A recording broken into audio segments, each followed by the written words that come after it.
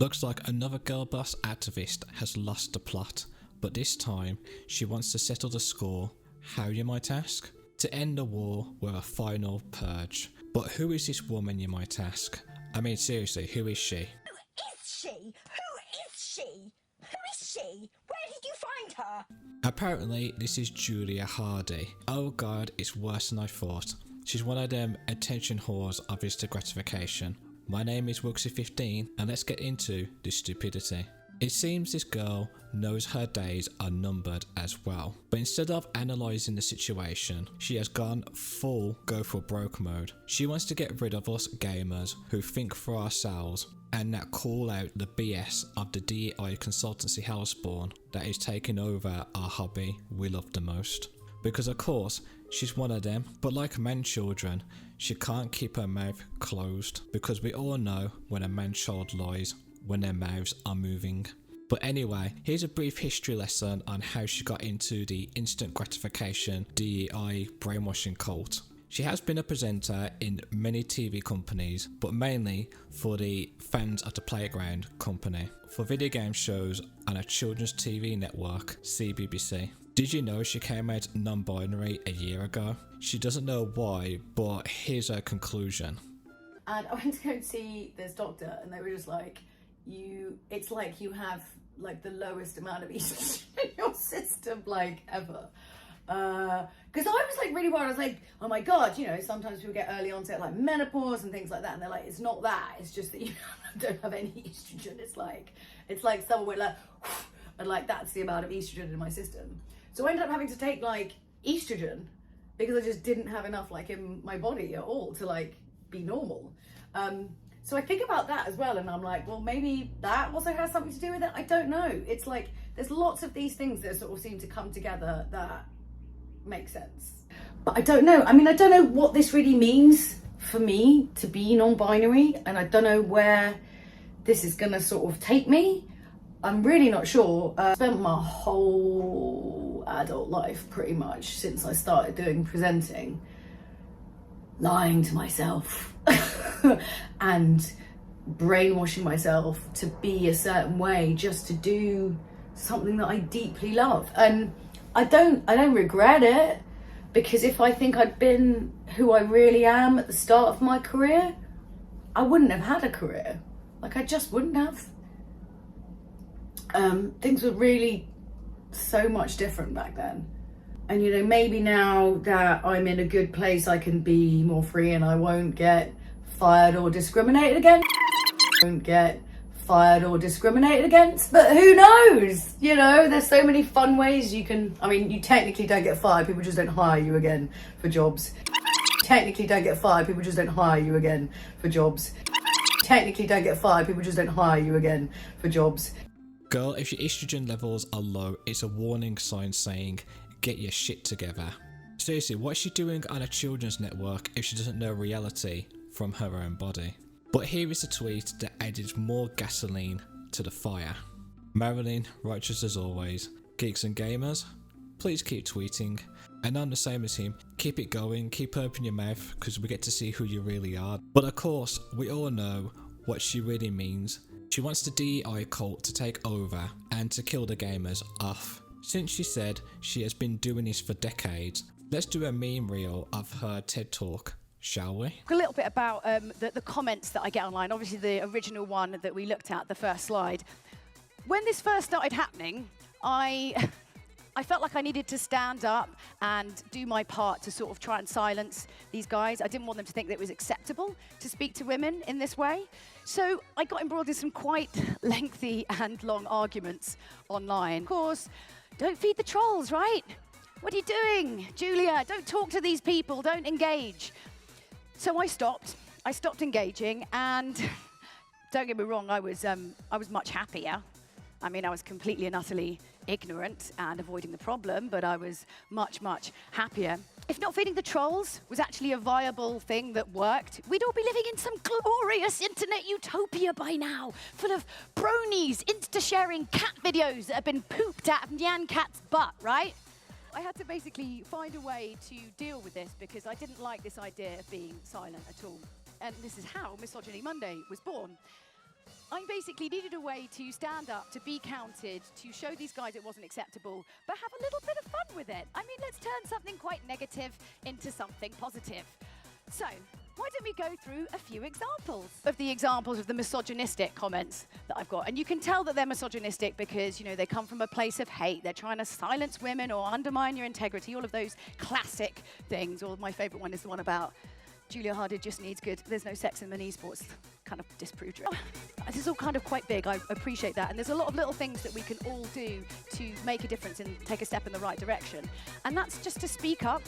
So women, you need to keep sharing your stories with people and share them with, you know, the men in your life. Share them on social media. Try to make people understand where you're coming from so that perhaps when they go out into the real world, you know, outside of your home, they can kind of see these things happening in reality. And guys, you know what? You need to speak up as well. But this is more to do with those guys in your social group who are kind of sexist and misogynistic. Because it might not affect your life at that exact moment in time, but it will affect it in the future, and it will certainly affect the women you care about. What you just said is one of the most insanely idiotic things I have ever heard.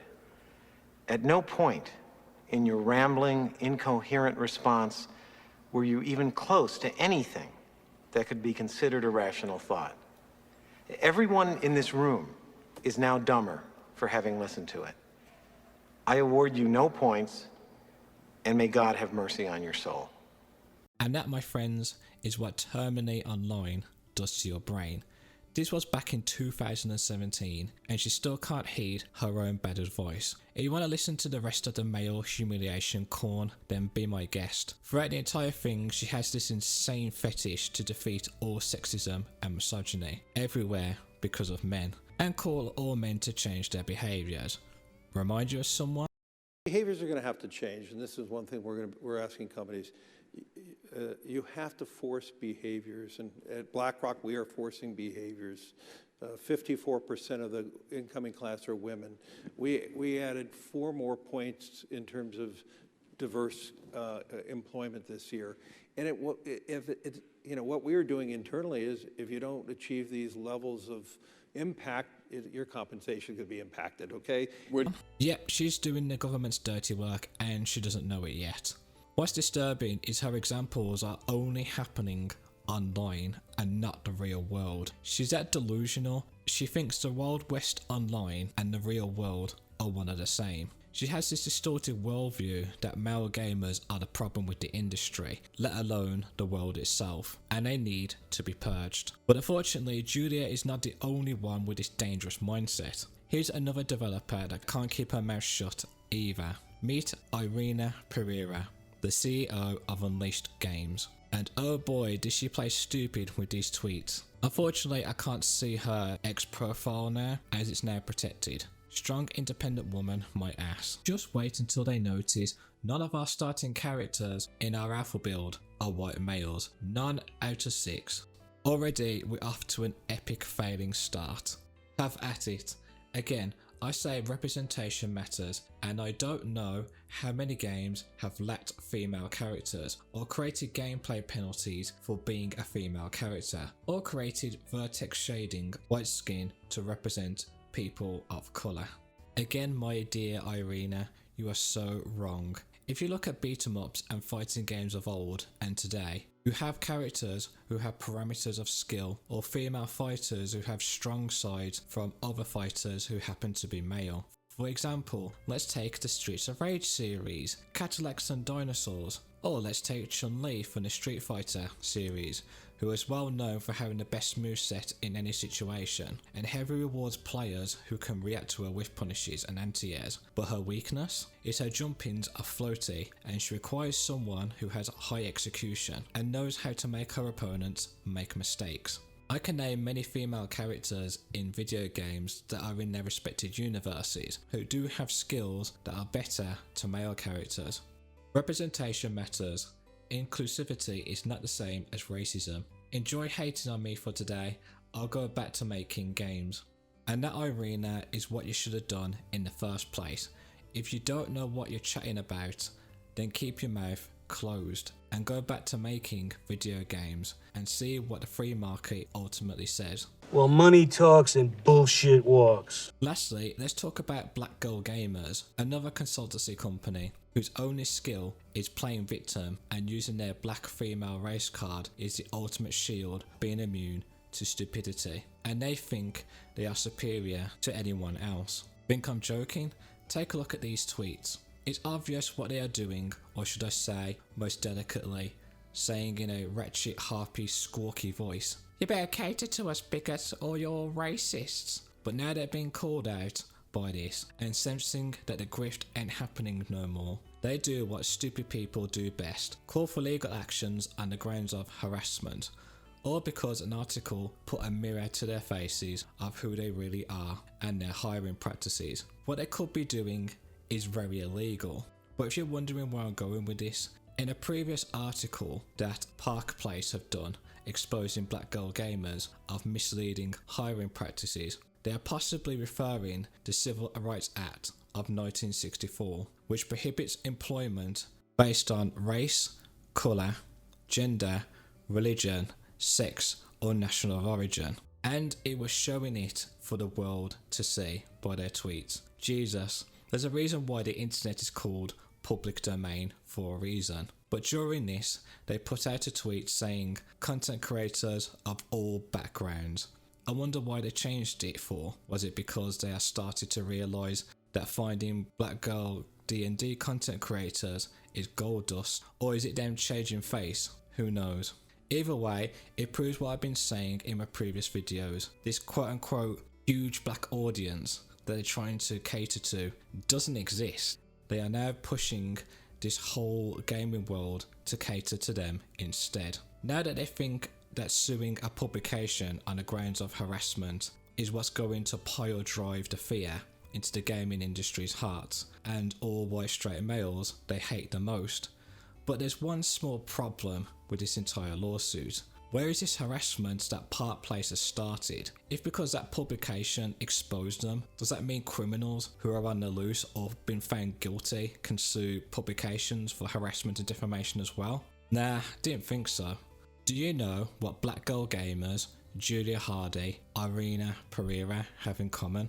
They don't want to face the hardships of reality, nor do they want to take responsibility. They are so entrenched in the online social media world and the DEI cult that anything that does not compute in their worldview they think is now racist, sexist or misogyny. Unlike normal self-thinking human beings who know where the off switch is, these people refuse to switch off the social media button. They are constantly living in it. That's why, in order to solve their problems, things had to be cleansed or purged, as they say, in the real world. They think the only way to do that is to take control of the gaming world and get rid of the white straight males. They don't even realise they become the very things that they despise the most.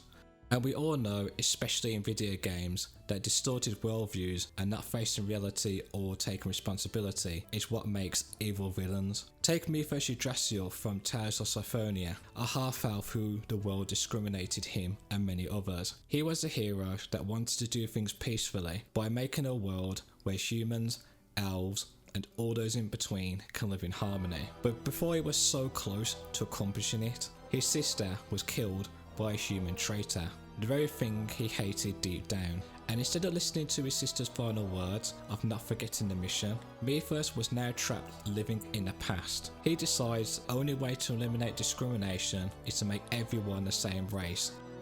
That's not living. That's just existing as a lifeless being. What's wrong with that? What?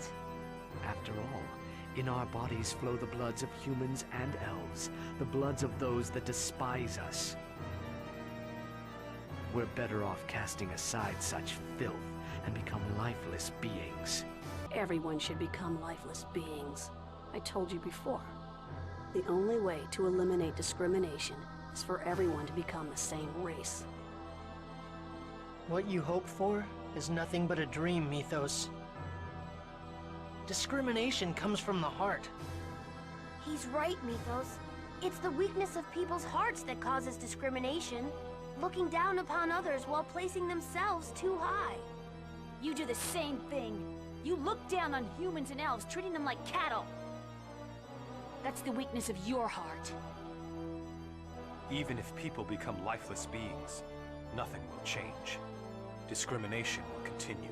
If there is no place where I can live, and if I've been denied my age of lifeless beings, then the only thing left for me is to build a new world on Darris Carlon. A world just for my sister and me. So they can be free from it, to sinisterly call on the age of lifeless beings, where crucius crystals were made from human lives and put onto their hosts to inhibit their humanity and make them lifeless puppets ready to take orders, not being able to think anymore, feel physical or emotional pain anymore, all because he didn't want to grow and move on from his past. He believed he was so far gone that this was the only path he set out for himself to accomplish his impossible goals. He was even ready to commit genocide on both worlds in order to reclaim his lost sister. Anyone that dared to defy him and his dream had to be destroyed. There was no compromise, any other solutions. His ideals, absolute, and only he gets to decide how things got done. His once fellow companions abandoned him. His sister, who he worked so hard to resurrect, even abandoned him as well. And Lloyd and his party defeated the fallen hero, only to be told in his dying words that he will continue to choose his path, and he has no regrets. Or how about Takuta Maraki from Persona 5 Royal, the school counsellor who would not face the pain that the love of his life is in a catabolic state due to a tragic incident where burglars killing his fiance's parents while they saw the entire thing unfold. But instead of looking at himself and his emotions, he threw himself into his research and problem solving in order to take control of the situation, trying to remove Rumi's trauma. But by doing this, made him have profound rippling effects on his mental state. But after having all his research and resources shut down by investors and professors, this only makes him thrust himself even harder. Maraki was losing his own sense of self. The goalpost had changed universally. Instead of focusing on taking away Rumi's pain, he wants to take away everybody's pain. With his persona, Azeroth, the idiot god, Maraki has determined his will and goals of eliminating pain absolute, refusing to see eye to eye or any errors at all. He is so consumed into healing the world, he will impose his reality on everyone. What's worse is, he doesn't want to see what he is doing is taking away everybody's free will. He keeps saying he won't force Joker to sip the Kool-Aid, but if you miss the deadline, well, Joker is forced into a eternal sleep in the attics of LeBlanc, never to be seen again. Meaning in Maraki's reality, free thinking or to disagree is abolished. All because this once bright-eyed, idealistic man has been twisted by his desire to save everyone from the pain he constantly endures and that he doesn't want to face himself. He himself was so far gone, he believed he was the Messiah chosen by the people of the world. By granting them the wish to never face any pain or suffering is his responsibility, becoming more and more desperate as his palace crumbles to make his reality come true because it's the only thing he has left. But upon being defeated, he finally realises all of this happened because he was running away from his past. Superiority complexes consumes one's heart, who feel inferior themselves. This is where dystopias are born, where people want to take the easy path, who want nothing more than false happiness and safety by trying to abolish all problems, discomfort and evils. The proper response to facing our insecurities and weak hearts while maintaining one's own freedom is when we face whatever is bad, we don't go begging the man-child moderators or the sloppy state evil cancel culture machines to solve our problems, but to face them ourselves and by opposing, end them. You know, pray not for easy lives, pray to be stronger men. What's been happening the past week has just shown us how broken these developers and gaming consultants really are. After giving up their free will and humanity in order to gulp the conforming DEI Kool-Aid, and they don't even know who they are anymore. And they are angry. They are angry because us gamers can think for ourselves and we know who we are. We will just keep our wallets closed and keep exposing them even more until eventually their own funds have dried out and the grift is finally over. It will be a long draining fight, but we are just getting started. So remember, stay awake, not awoke. This is Wilkesy15 signing out. The human sacrificed himself to save the Pokemon. I pitted them against each other, but not until they set aside their differences did I see the true power they all shared deep inside. I see now that the circumstances of one's birth are irrelevant. It is what you do with the gift of life that determines who you are.